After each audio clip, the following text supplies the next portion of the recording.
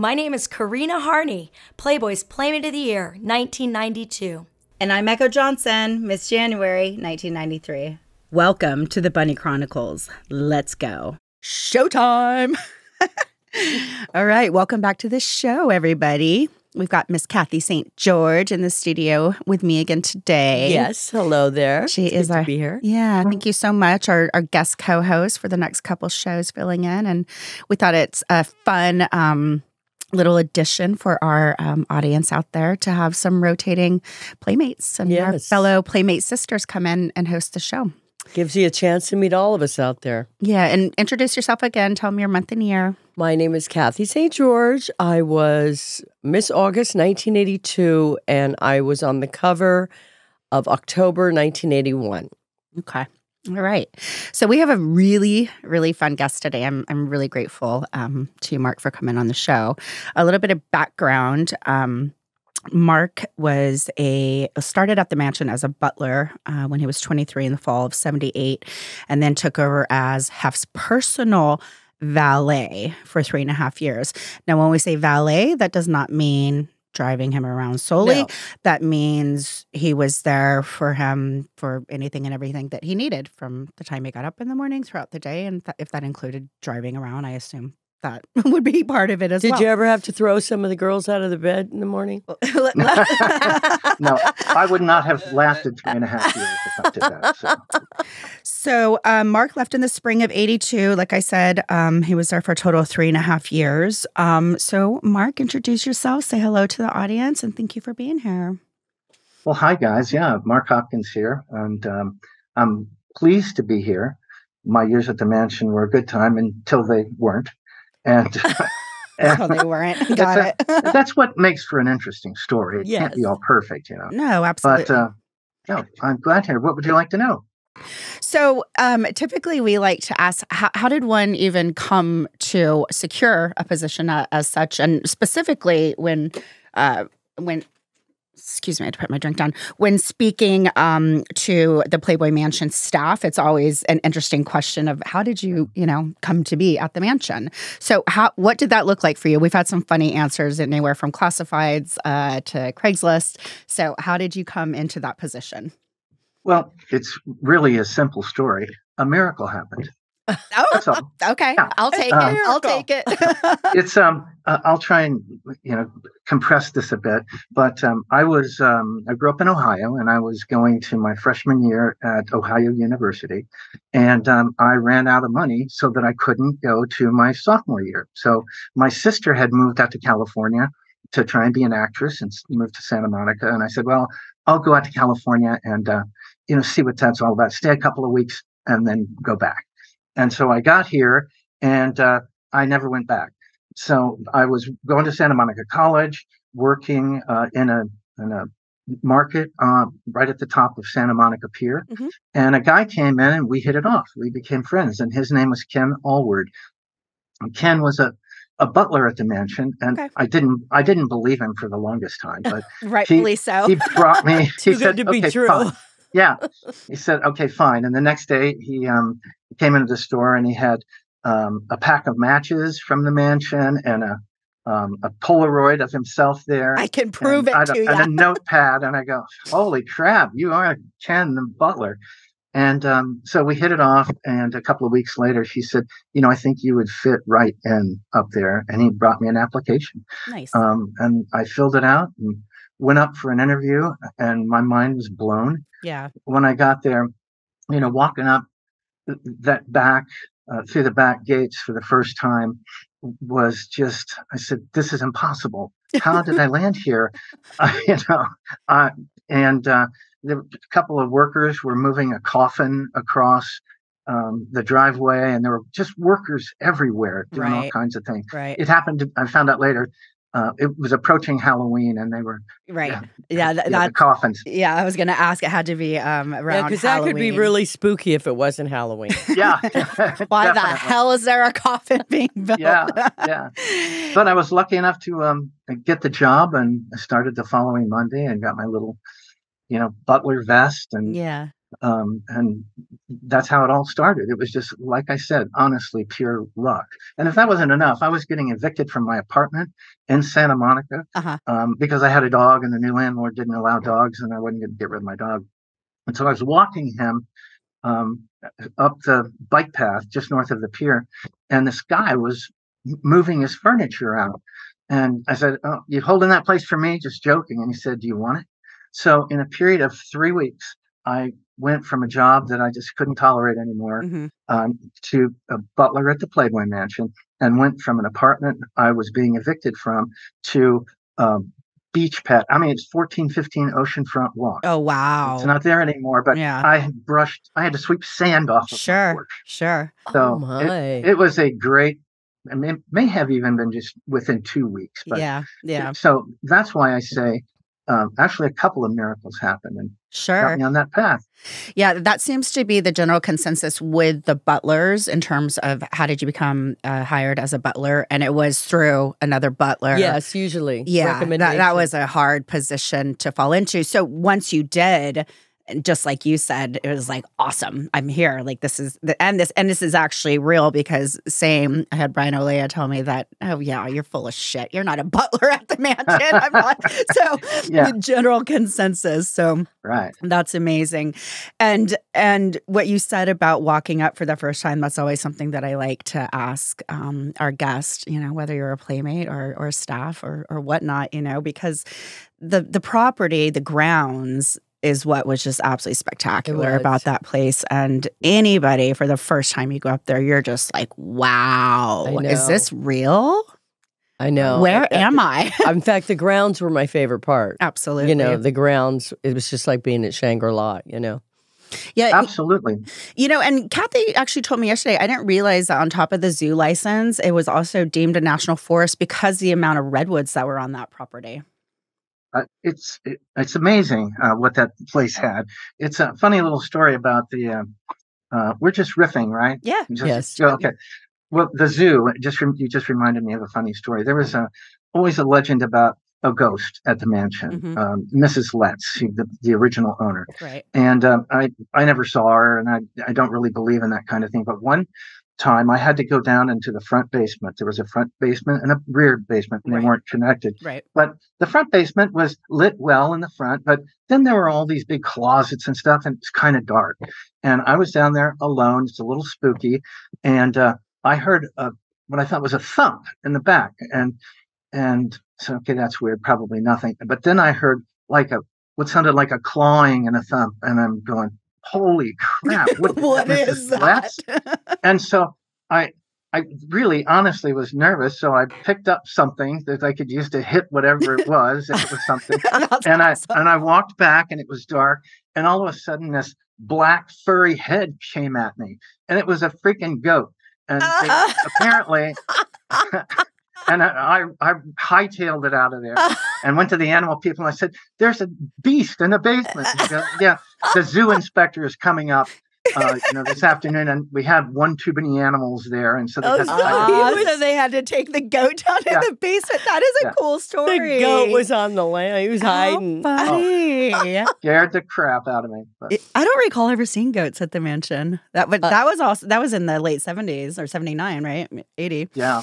And you were a mom and papa dog too. Remember, they were always in the front there, and I think you came after that. There was always these two big sheep dogs, mom and papa dog. Oh, they were there. Yeah, they were old when I came in. And aggressive. Yes. First time, back to the first time I walked up to the gate, they ran out at me, and they were not, all happy and greeting me. And I thought they were coming at me, ready to bite my soft parts off. And Joe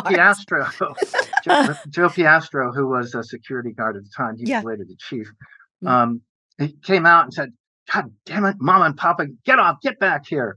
And that's Uncle Joe. So he saved me from Mama and Papa. Well, they were security. At least they felt like they were hanging out with security. They were going to be security. That's their job. Absolutely right. Yeah, no doubt. So, so you were a butler. Were you a day butler? Were you a night butler? What did your shifts look like and your duties? And talk about that a little bit.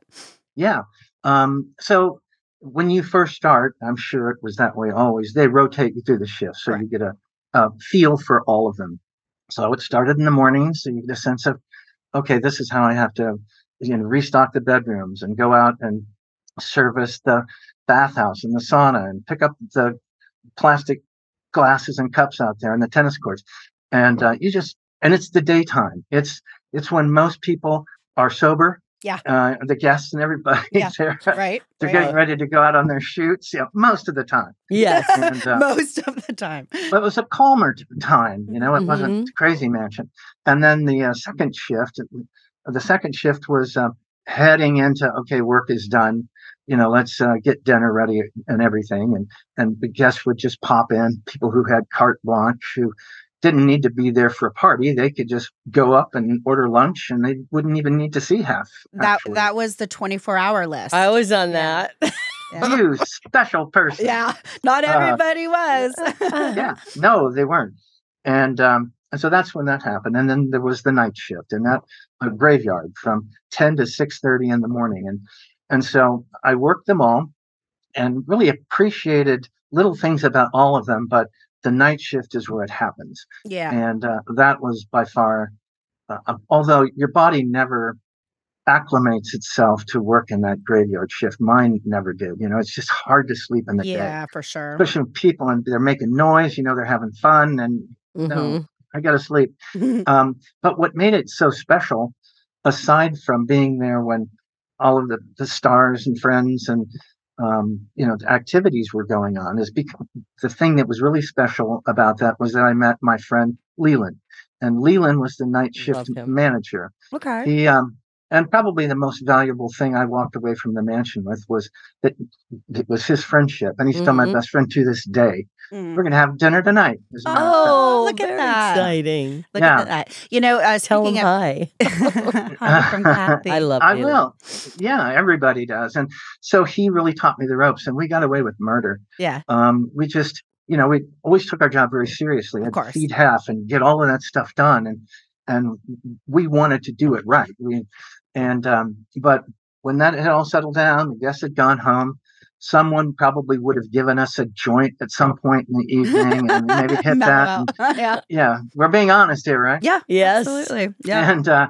And I mean, on more than one occasion, just some star would drop in who, we watched on TV forever, like Dan Aykroyd and John Belushi came up more than once, and they came up after Hef had gone to bed, and that's when actually when he'd gone to bed, not when he went up to his room. Yeah. When he went up to his room, it was not when he went to bed. It was not night Everybody in time. it. No, not yet. Yeah. But after we delivered his meal to him, that was it.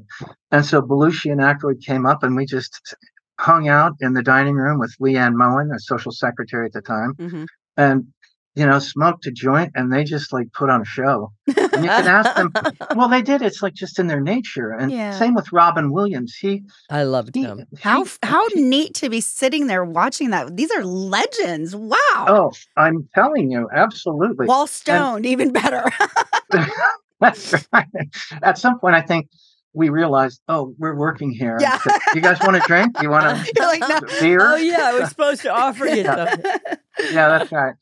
And so that, and just sneaking around and sneaking out to the game house later. We had a kind of an unofficial pinball tournament championship with the security guards. Hef busted us once, and it was embarrassing. It really was. That's actually good, because I like to ask all of the staff, did you ever get in trouble with Hef? What happened and what did he say? So what was his reaction when he found you all playing the pinball tournament? Well,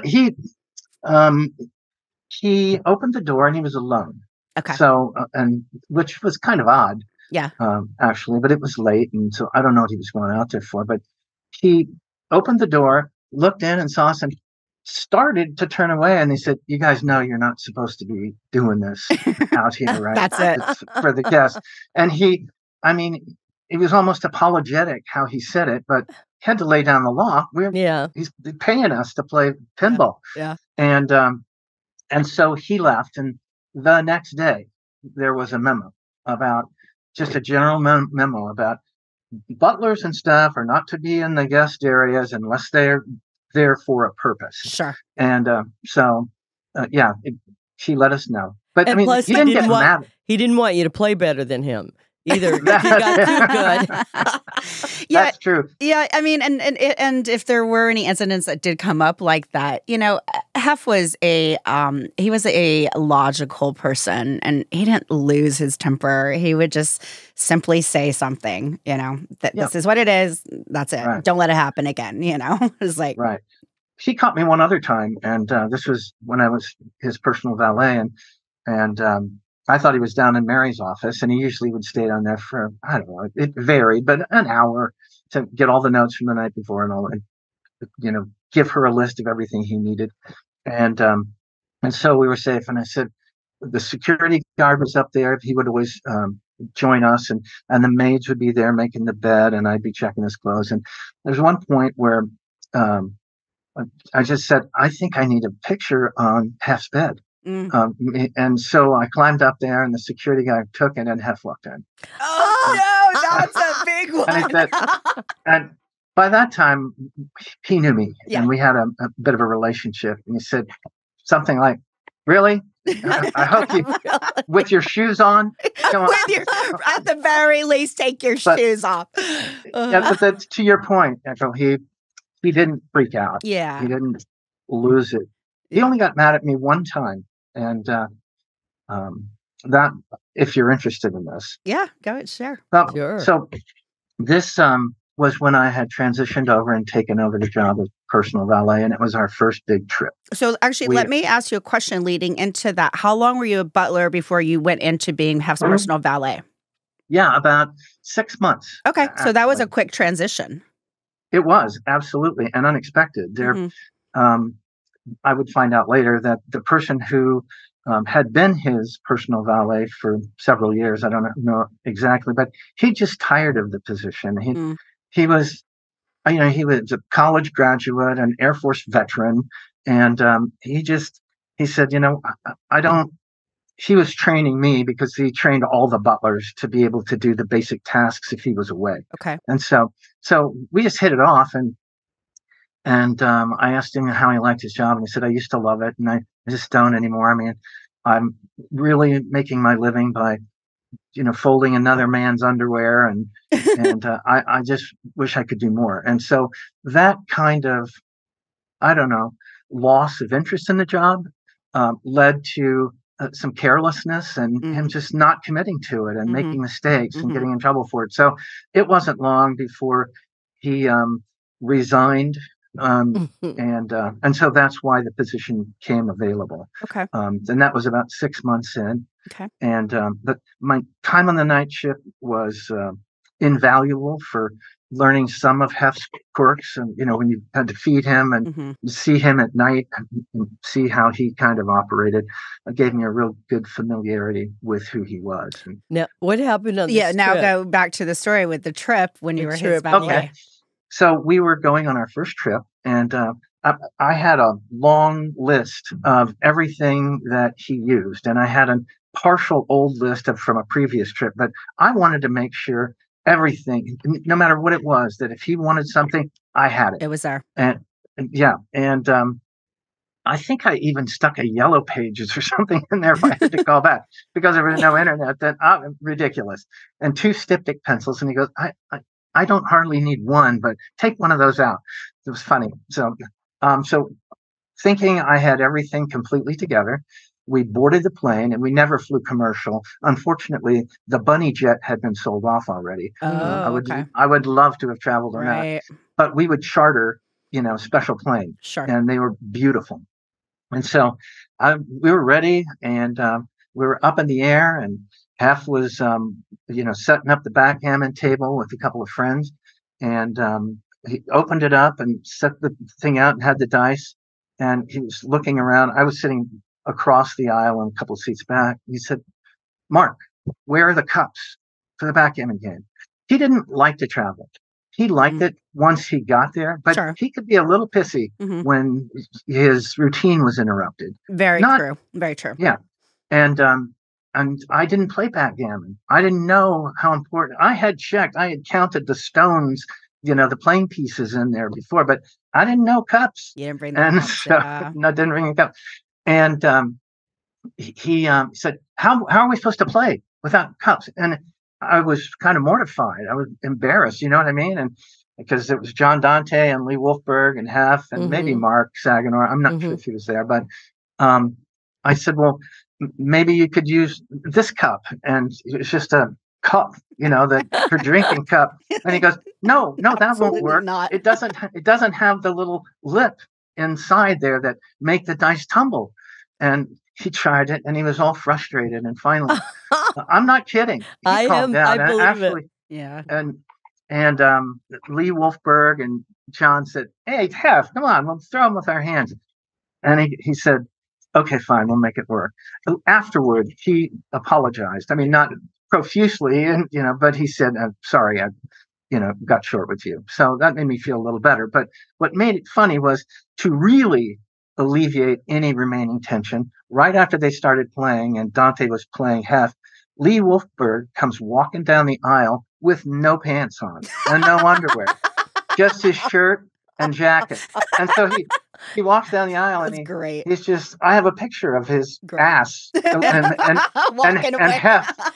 in the background looking down. What the hell are you doing?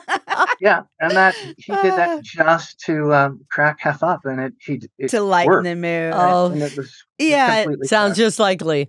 Right. Oh, he was a wild man.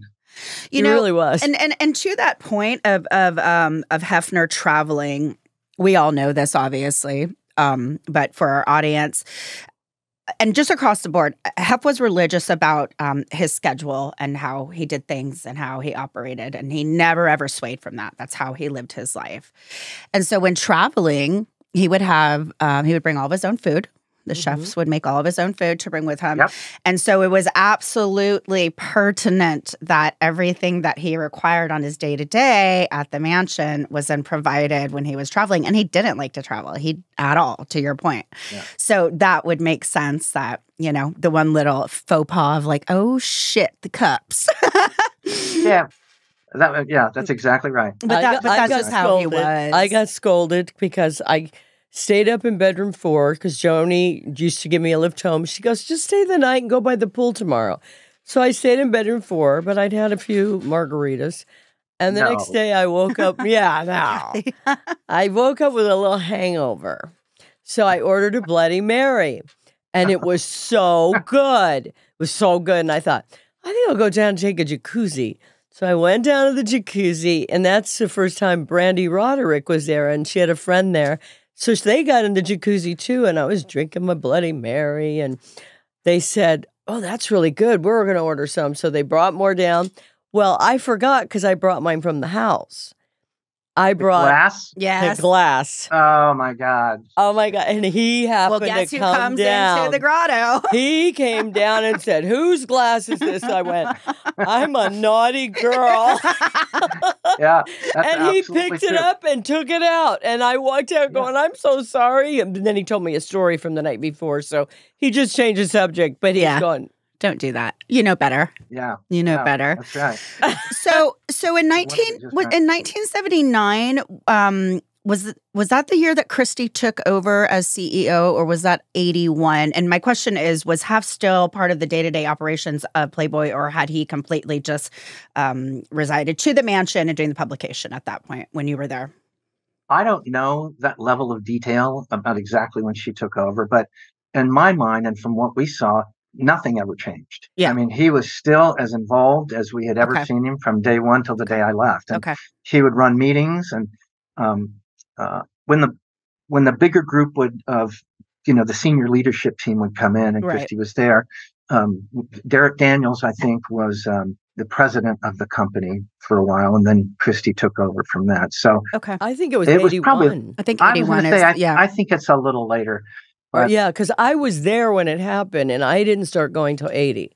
So, and I remember it happening. So I think it was 81. It was around early 80s. It is 81 because it was 1979 that they founded the HMH Foundation, and Christie gave out the first award, so I get those two confused. So Hef was then, at that point, still very, very hands-on and involved in the day-to-day operations of Playboy Enterprises as a whole. as opposed to later on in life when he stepped back completely and only did the publication from the mansion. And then Playboy Corporate or Enterprises acted, you know, as its own entity, which rightfully so. You know, he had done that for decades. It was time for him to put that back. He was only, He was only 57, 58 years old at the time, so that's way too young to be retiring or something. Yeah. I remember his birthday party. I think it was his 56th, though. And they had that big birthday party in the backyard, and Henry met. It was so much fun. UCLA marching band came. Oh yeah, cool. It was amazing. How fun! This is a long shot, but do you remember they had gigantic white, heavy paper posters that said it was a cake and Hef's face was drawn on it. It said "Happy 60th," and there were 3 or 4 of those. Well, I got one of those when it was over. And Hef signed it to me. Oh, but now I practically don't have a wall big enough to put it anywhere. Isn't it funny? I know. I got so many great souvenirs, and I think about it now, and I go, "Where are they?" You know, well, Kathy said today as we're driving here, she goes, "Shit, I'm almost out of all my memorabilia." She goes, "But oh well, it's just shit my family will have to throw away when I die." So true. We all have so much memorabilia of everything we've kept over the years. I had to cut my hair off because it was a rat's nest because I had broken my leg in November, and I just wasn't quaffing my due, and it was long, and my hair was all matted up. I mean, it's like nothing you've ever seen. It looked like something out of a scary movie. Like the cartoon. And I literally chopped it off. And then I put it down, and one of my fans goes, "I'll buy it." I go, "Trust me, you don't want to buy this. This is not pretty." Wow. Great. That's wild. Yeah, we have, I have a ton of that kind of stuff too. I have a pair of silk pajamas that, black ones, that had accidentally been washed in a washing machine. Silk pajamas went to the dry cleaner. Yes. All the other pajamas were washed in house, and that one. And so when they came back, the luster was off of it. Yeah. They were still silk pajamas, but they didn't look right, and so we would never have put them back in circulation. Well, so that's cool. I got those, and one of those orange terry cloth jumpsuits. Oh my gosh! Yes. Yeah. Oh my gosh! That's it's funny because there's a hole right where your rear end is. Really? No way! He got every mile out of those. Oh my! That is funny. That's a cool item. I think I ended up with a bathrobe. One of the, not the white one though, the color one. Short one. Yeah. The color one. White robes. Yeah, the white ones were special. So tell us what your day looked like as Hef's personal valet. I mean, would you get up with it or not get up with him in the morning, but were you there for him in the mornings when he would arise and breakfast, and just give us an idea of what the day looked like? Well, first of all, Hef didn't get up in the morning. No, he did not. He would get up about 2:00. I'm all for that. Right. Yeah. No. He had some blackout curtains in there that you couldn't have shot a laser beam through. Nice. My shift was from about 12 to 8:30. So I'd get there at noon and sit down with Mary and go over everything that we needed to go over. And this is a funny story. I'm going to back up just a little bit. Okay. So when that other personal valet resigned, Mary, I'd met her a few times and we'd had some interactions and we seemed to hit it off. And she said that she told the butler manager that she wanted me to just fill in for the other guy until she had time to, go through, evaluate who she wanted to be the new personal valet. Okay. And so she said that. She said, "Would you do that?" And I said, "Are you kidding me? Absolutely." And she, confirmed that this is not a permanent deal. This is just you're filling in until I can find someone else. And I said, "That's okay. I'm looking forward to doing it. It's an honor." Sure. And she said, "So your first job is you're going to have to go with Hef to the Tonight Show tomorrow." Oh. With Sondra Theodore. And I said, "I'm going to go with Hef to the Tonight Show?" And she said, "Yes. Yeah, absolutely." And I said, "Holy crap." So that was kind of mind blowing. Sure. And I mean, 6 months before I'm working in a liquor store market on the beach, and now I'm, riding with Hef. And she said, "And you ride in the back with Hef and Sondra." I said, you don't want me in the back? And she said, well, unless you want to ride in the trunk, because there's a security guy in the passenger seat and the chauffeur in the front seat. Gotcha. And I said, okay, what do I say? And she said, what do I say? and she said, you could offer him a Pepsi. You need to take, Right. we went over the list of things I had to take. And she said, don't be chatty, but don't be a bump on a log either. If he says something, just take a deep breath and, engage a little bit. Sure. And Sondra knew I was crapping my pants practically the next day because we had become friends. And she did a great job and going, you're going to do fine. You're going to do fine. And she said, but she was very welcoming like that. She is fabulous. And she said that, and don't get uncomfortable because sometimes we like to make out in the back of the limo. Yeah. I said, oh, great.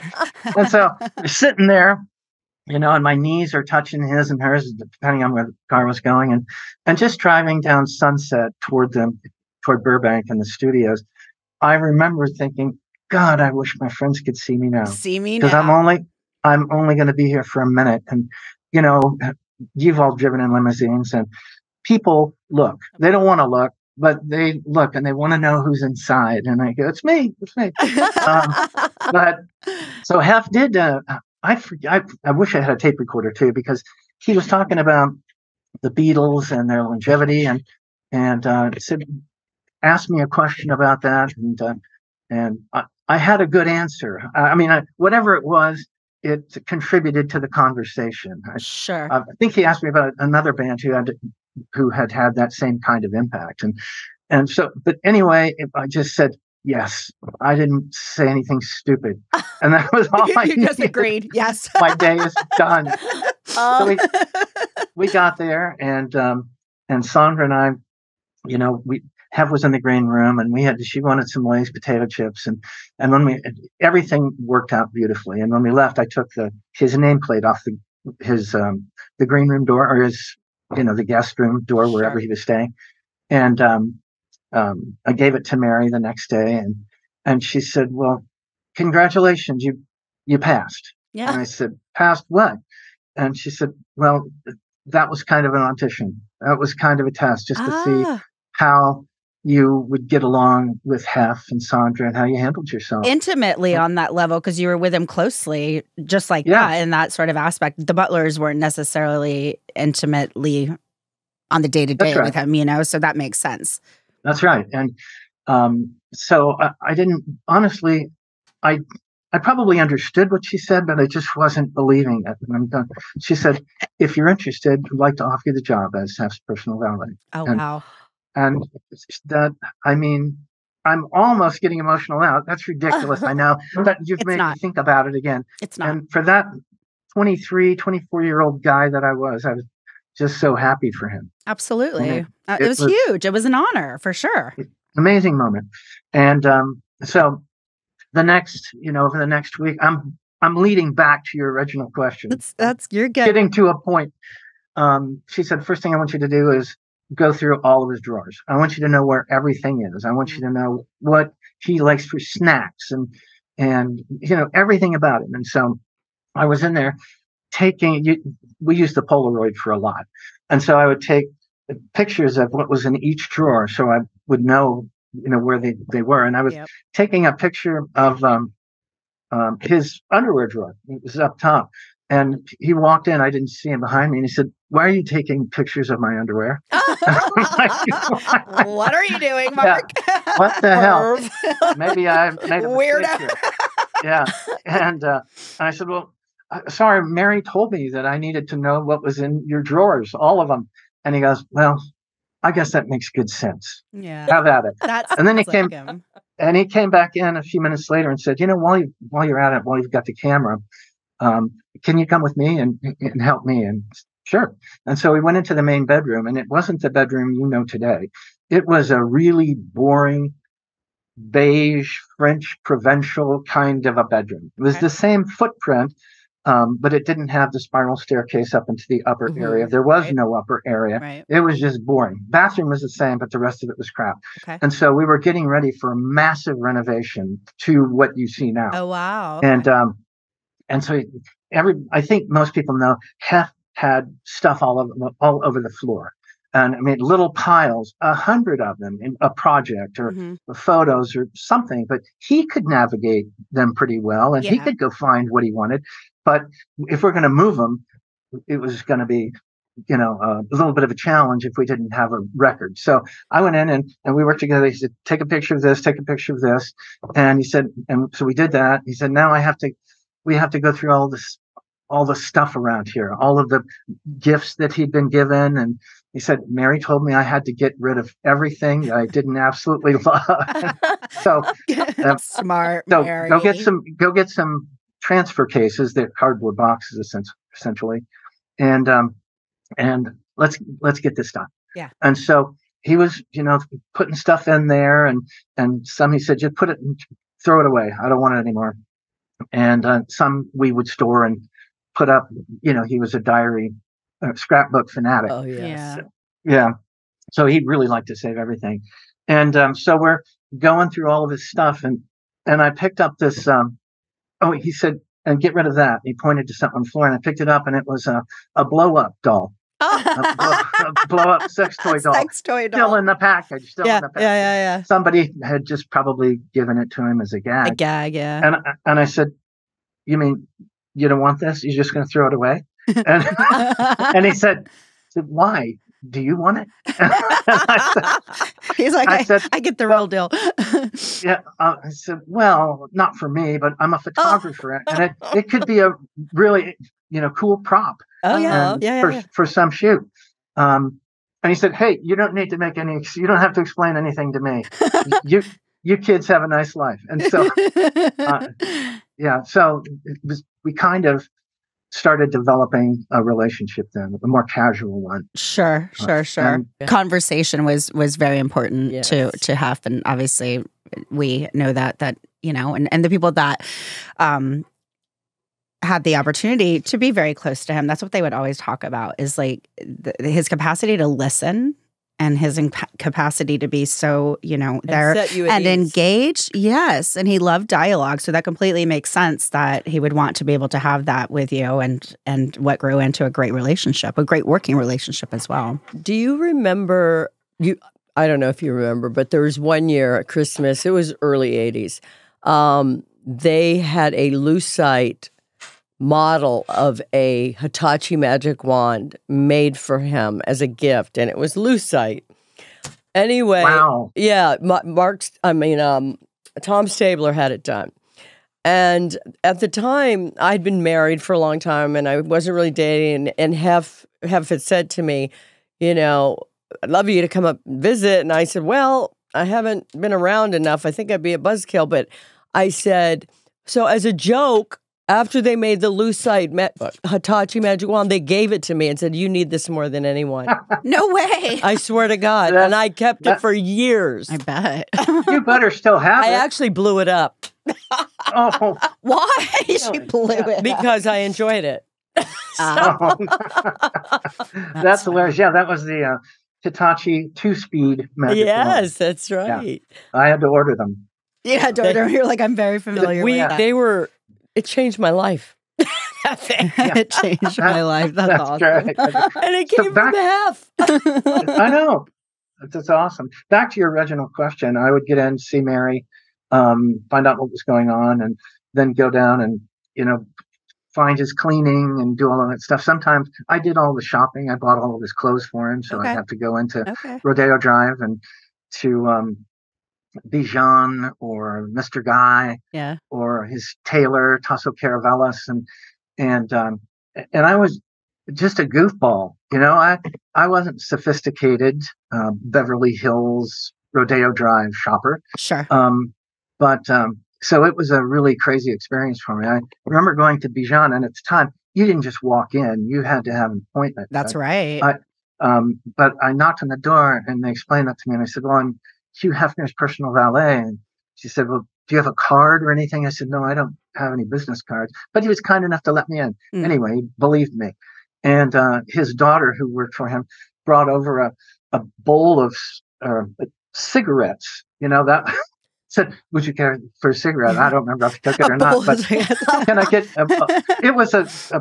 it was a crystal ball. Yeah. It placed in the top, and asked me if I'd like a drink.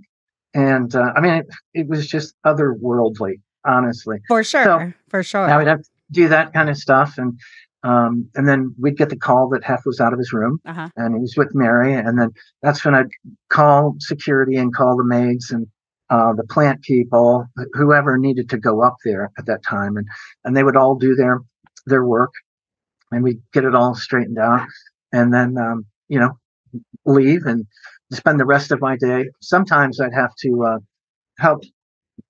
Got somebody walking behind me today. Sorry. You're fine. Somebody's got to take care of that pool. And so sometimes, like I said, I would work with the butlers on other stuff, and I worked on putting together a kind of a handbook of how to be Hef's valet, because one didn't exist before, and I always thought how handy that would have been if I had that. Sure. Because I would have known about that damn backgammon. I was just thinking that. You would not have left those cups. Yeah. And go ahead. No, that's all right. That's kind of how a normal day would go. Yeah. Yeah, every finite detail. I mean, you were there for him, and then you grew to understand exactly, what he wanted and needed on the daily and even the hourly, and you were there to provide. So you're the second interview that talked about taking Polaroids of Hefner's room.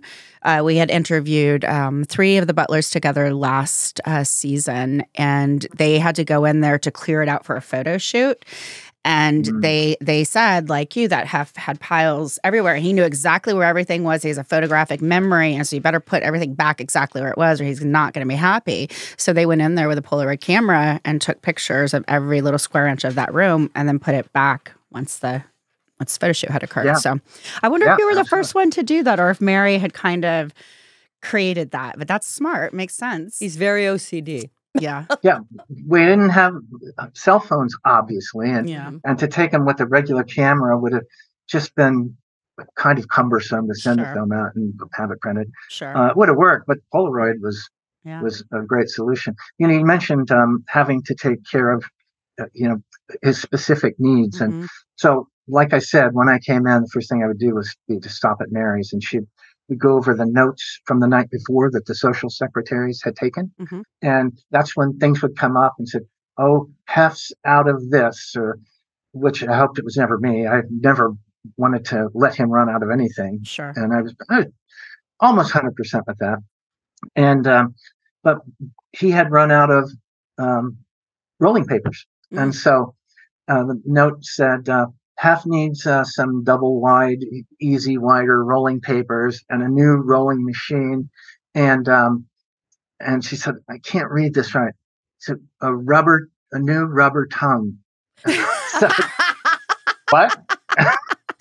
And, what is that? Yeah, what is that? And Leanne had written a note, and so she talked to her, and he said, yeah, a rubber tongue. Hef says he can't find his old rubber tongue. I said, well, I mean, is it just a sex toy? How does it work? He said, well, yeah, that's exactly what it is. And she said, you need to go to the Pleasure Chest, or there was another sex shop in Hollywood. I forget what it was called, but you need to, what was it? It was on Santa Monica, too. It was on Santa Monica up a little bit, but yeah, I know both of them. Yeah. I don't know why. I drove past them. Yeah. All right. Yeah, right, Kathy. Oh, hey, Kathy, good to see you again. Oops. Walking out with my bag full. Yeah. A rubber tongue. Now, would it go on the end of your tongue, I assume? So that's what I assumed, too. Yeah. And so she said, I'm sure they have them there. But again, no internet, so you couldn't do the search. You could call, or you could go in, and I'd never been to a sex shop, and I thought, why not? Let's go. It'll be fun. And so I asked the guy, do you have any rubber tongues? And this place was huge, and they had everything from sex furniture to oils and toys and clothes and, everything. And I'm just going, holy crap, so much I don't know. And I said, where are the rubber tongues? And he said, what? The guy that ran the sex store said, you didn't know what a rubber tongue was. And I said, they kind of just slip over your own tongue to make it longer so you can go pleasure people. Right. And he goes, we don't have anything like that. You mean like a Kiss, like the band Kiss? And I go, I don't know. I've never actually seen one. He said, no, I don't. Sorry. So I went to the other sex shop, and sex store, Sex store. whatever you call it. And same story. They'd never heard of them, and they didn't have any. And so I came back, and Hef happened to be in with Mary when I walked through the door, and I said, I couldn't find a rubber tongue. And I remember him saying, whoever thought rubber tongues would go out of style? And I thought that was cool. That's awesome. So I said, well, I'm not giving up, though. So I did some research and found this woman who ran a boutique where she had sex toys for handicapped people who couldn't reach themselves, with their hands. And so she would make, I don't know what else she makes. I didn't see the catalog, but that's what she did. And I said, could you make a rubber tongue? And she said, yeah, I think I can do that. I still have a letter from her. And so she made two. And so Hef was really happy that we'd come through. Good job, Mark. He's like, you came through solid.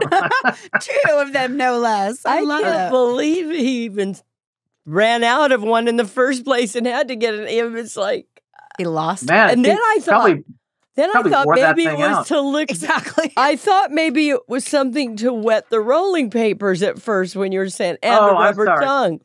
And then I realized, no, it's really a rubber tongue. I should have separated those stories. No, but I thought it went well together. Yeah, it did. And first thing I thought of, though, was the band Kiss with their long-ass tongue. And I'm like, oh, how cool. So you put on a rubber tongue on your tongue and go to town. Very interesting. But it was latex and soft and stuff. Yeah, interesting. Well, that's a very talented woman that made that for you, too. Yeah. So this was the era of Sondra Theodore. So it was late 70s, early 80s. So they were not married. So the parties and whatnot were still happening, right? The annual parties. Was that still going on at the mansion in that time? Oh, yeah, absolutely. They weren't married, but she was the number one woman for many years, like 5 years, I believe. I want to say 5 years. Yeah. She was there a little bit before me, a couple of years. And we left roughly the same time. And so, yes, Sondra was the number one squeeze. And I remember he had another girlfriend who came up occasionally. Heather. Yeah, Heather. Okay. I was staying away from names, but it's oh no, but she always talks about it on social media and stuff. Yeah, well, I mean, Heather was sweet too. I loved her too. Neither one of them were wrong, but how could you be in that situation and not be a little unhappy about it? Hef was open and honest about it. Absolutely. They both knew what they were getting into. Absolutely. But and she was only on Thursday. She was only Thursday. She's only good memory. So that's actually a good little photographic. That's a good little nugget or factoid, whatever you want to call it, because I didn't know that. I thought that he was with Sondra solely. Obviously, I knew later on in life he had the multiple girlfriends because I was there and I saw it. But and then when he was with Kimberly, he was married to Kimberly and he was completely devoted and faithful. But that would make sense that he would have another girlfriend and she would come. But Sondra was number one. Yeah, no, Sondra was the woman of the house and they were together an extended period of time. But during that time, he did have a girlfriend that would come up once a week. So if she was around. Yeah. Sondra and I became good friends and are still to this day. And I have a really sweet memory of Mary O'Connor asking me to join her and Sondra and Hef and Alex, Sondra's dog, under the Christmas tree on Christmas Eve as they opened gifts together. Yeah. And so it was like she was taking notes and I probably took pictures, but just to be there if they needed anything. And it was really a touching, homey moment. Maybe one of the most that I ever experienced there. And I did it twice during my time. And one of the gifts Sondra opened was a little package, and she opened it, and it was a ring. And she says, it's not an engagement ring, but it's a ring. It says, I care for you a great deal. And she started crying, of course, and put her arms around him and said, I think you're going to get lucky tonight. I think you're going to get lucky. That's so sweet. And Alex went, oops. That dog was so cute. That's cute. He was Love kind it. of mean too. Oh yeah, He was cute, but he'd bite you. yeah. You know, I like what you just said about like of that moment, and that it was the mansion was so comfortable, and it was a home at the end of the day, and people don't understand that or know that, you know, and Yeah, absolutely right. and it was lovely when you got to be a part of those moments and experience those moments, even just if you were coming up for movie night or whatever, or Tuesday night dinner, whatever. Anytime you had an opportunity to be there with Hef and his best friends and, you know, a group of women, it was so precious times. We were so fortunate to be a part of that. It was a really good time in the 80s. It was like a sorority. I mean, I remember I went up, when I first started going up, I didn't really know him well. You know, I was kind of on the outskirts. I would be hanging out with Heidi, you know? Yeah. And, but then they called me to do his makeup for Halloween. And I was like, oh my God, I'm so scared. I'm so scared. And I was like, because I was going to be one-on-one talking to him in his room all by himself. And I had to make him a vampire. And then I would love to get that picture still, because there was a picture on the wall for years of her, and I did her as Supergirl. But it was such a good opportunity to have one-on-one conversation with him, and he was so nice to me. Right, break the ice to, and because it is the first time, you know, you have the opportunity to meet Hef. It's intimidating. I mean, you don't really I'm right up in his face. You know what I mean? Yeah, and then you're like, oh my gosh, he's an absolute sweetheart, and so he's respectful of everybody. You know, you respect him, and he will respect you. And he didn't forget me after that either. No. Whenever he'd see me in the house, it was always, hey. Yeah. You know? Yeah. That was always amazing. Yeah. He always remembered everybody's names. Everybody. Well, he was a genius. He was right brain and left brain is what Karina and I always like to say. He was an absolute genius. He was absolutely super intelligent. Yeah, highly. You know, something you just said reminded me of this, but when I was still early on as his personal valet, I had to lay his tux out for him and brush it off and make sure it was all ready. And some tuxedo shirts they have buttons that you have to put in. They're not attached to the shirt. They're like little studs. Mm-hmm. And so I hadn't done that before. I don't think I'd ever, probably my high school prom. I put the tux on, but so I did that for him. And then he came in and you know, put on his shirt. He dressed himself. I didn't have to dress him. Yeah. Made that clear early on. It wouldn't be needed. And he called down for me. I left and he called down and said, come on up. And so I went up and he said, these buttons that you put on were, they're in the wrong way. They're in for like a woman's. Women's buttons are opposite. I put them in the wrong side. Oh, it looked fine. Yeah. It looked fine looking at it. But he didn't go, you put the buttons in the wrong. Yeah, he's like, let me show you. Yeah. He said, this is an easy mistake to make. I've done it myself. But he said, if you need to, you can put the shirt on first. We were roughly the same size before you put the buttons on. Yeah. And you get it right. So he was always, to me, he was, other than the backgammon cups, he was always kind and considerate. And I mean, he had things that he wanted done, but he didn't deliver those wants in a demanding or tyrannical way at all. Never condescending. And he was kind to the people around him, and that's. Thank you for saying that. You know, that's invaluable and so important, again, for us just to continually reiterate throughout these interviews, because obviously, you know, the mainstream media has painted this whole picture of him that's completely false and wrong, and a narrative that, you know, suits other people. And we all know, you know, he was such a kind man. He was a generous man. He was respectful. He was interesting. He was funny. I mean, you know, every picture I have, I went through some of my photos and showed them to her last night. Wow. All my photos that I have with him. And every single one, we're both cracking up. Yeah. We're always laughing. Yeah. Yeah. Yeah. Or I'm standing there and he's laughing. I mean, every single one we're laughing. Cracking up. That's hilarious. Cracking up. Well, Mark, we're getting towards the end, so we're going to wrap up the interview. We like to end our show with 2 questions. Do you want to ask? No, I mean, that's you doing it. Okay. I had a hard enough time with them yesterday. Or David. Okay. So, so 3 words that define Hef to you. Oh boy. So I think Hef was a pioneer. Yeah. He, in many ways, but in his advocacy for civil rights Yes. at a time when civil rights, I mean, Jim Crow was very much a real thing at the time. And he was bold and had Black guests on the show and in his employ and fought for those causes, not to mention reform of marijuana laws and a whole lot of other causes. So I think he was a pioneer. I think he was a romantic, like a hopeless romantic. Absolutely. I think everybody thinks first about sex and naked women and all of that, and that was certainly a part of it. But I just saw so many clues that Hef was, his whole life was looking to find that one forever love. And, you know, whether it came from his love of the movies and he saw that or what, but that's kind of what drove him. And what he wanted was unachievable in my estimation. I don't think he ever found it with anyone. Sure. But that's just my opinion.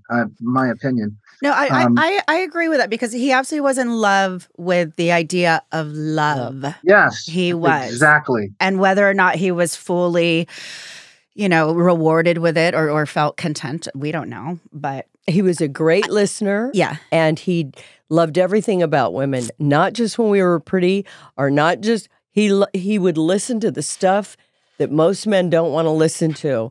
Like if you broke up with a boyfriend or this, and he'd sit there and listen and go and talk to you. He loved everything about women, not just what they look like in a pair of the and a bra aspect. panty. Yeah, exactly. Exactly. And the whole act of courting, sparking, and I mean, I had to go out and buy Jackie Gleason albums for him. I didn't even know Jackie Gleason did music, but it's all that kind of Rat Pack era, he loved cocktail music, and it was romantic, and absolutely. And so that's what part of Hef is to me, and he was an enigma to me. Oh, good one. I like that. I have 4 sisters, and so none of them think, they don't trash Hef or anything, but they think that he, you know, created a world that was just self-serving, and part of it was, let's be honest, but it wasn't, I don't think it was, you know, this is where I struggle. This is why the enigma part, I wrestle with it all the time, because what I saw was a guy who created a world that the people that I saw were happy and they weren't manipulated. But the reality is that he's a fully grown adult and they're much younger. And yes, it's their free will. They're making the choices, but Correct. Are they, you know, he's got a full blown evolved mind and they're just growing. So was it right? And so it's just something I wrestle with. But I know everybody has very strong opinions about it. He made my world a happier place. Yes. And at the end of the day, you know, to that point, Hef was very, very, very clear about who he was, what he did, and what he wanted. Okay. Right. And so it always seems to fall on Hef of, oh, he was this person and he did this and he did that. But at the end of the day, the girlfriends, and I can speak more towards, you know, the women of the 90s and the 2000s, they knew exactly what they were getting into. They were very clear. They also were 19, 20, 21 years old, and they made a choice to be a part of a 3 to 7 part girlfriend with an 80-something-year-old man. Okay. Right. Which was mostly watching movies and eating popcorn anyway. And that's fine. That's their choice, you know? But he never, you know, you may or may not agree with how he lived his life, but he designed his life exactly how he wanted to live it. And rightfully so, you know? Every woman had the option to say no. every woman Yeah. had the option and would not be treated any differently if she did. Exactly. He loved her just the same. Exactly. Yeah. I agree with you, and that's why it's an enigma, because there's this other element. But what I saw is what you described. Yeah. And if somebody had a different experience down the line as they look back on their life, like some people did, they are just looking at it now from a different perspective with their own fully evolved mind. Exactly. And, and they have every right to express how they feel, even though they were having a good time at the time.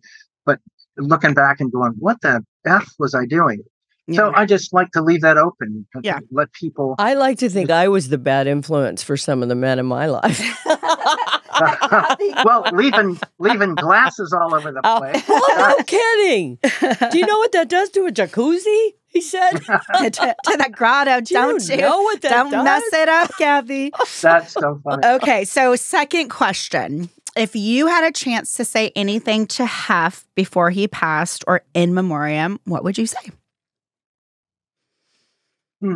I'd say thanks for having the strength to follow your dream. Aww. And to create a world that some people disagree with, but just kind of what you just said, that you followed your dream despite not having very many resources, at the beginning, a kitchen table, a few $100, and creating an empire out of it. And, and thanks for the opportunity for letting me be a part of it. And thanks for the blow up. I'm getting touched. Thanks for the blow up. Oh, I love it. I always get choked up at the end because everybody has different thanks for sharing it with us, Hef. Yeah, in particular to, 3 words that define Hef to you. But ultimately with the second question, everybody for the most part says, just thank you. Thank you for including me on this journey. And we all get choked up, and it's just like, it's so true. It's like, again, we were so blessed. What an honor. I had a blast with Mark around the house. I loved Mark around the house.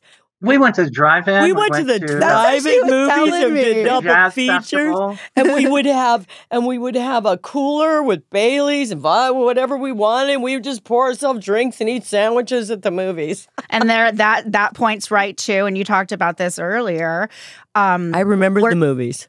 We're so blessed to have this Playboy family and our Playmate sisterhood. And I don't know of any other Fortune 500 company empire that would maintain the type of relationships that we all do. And it's because it was such a special place. And it was a family. We're a part of it. And we're the only people in the world that can say we were a part of that. And that's awesome. Yeah. And that's right. Yeah. It's followed me in a positive way for my whole life. Nice. People are always just blown away. But what? You did what? And they don't believe me, just like, well, they do. I know. It's so amazing. Yeah. Yeah. It's so cool. Amazing. Oh my gosh. Well, what a great interview. Thank you, Mark. Thank you so much. Thank you for inviting me. Thank you so much. I know you're on holiday and you squeezed it in, and I really appreciate it. And tell your missus I said thank you too for, letting us borrow you. I'll do that. Yeah, for sure. Well, you guys did a great job too. So thank you. We appreciate it. Thanks to our audience. I'm Echo. And I'm Kathy. And this is The Bunny Chronicles. See you next time.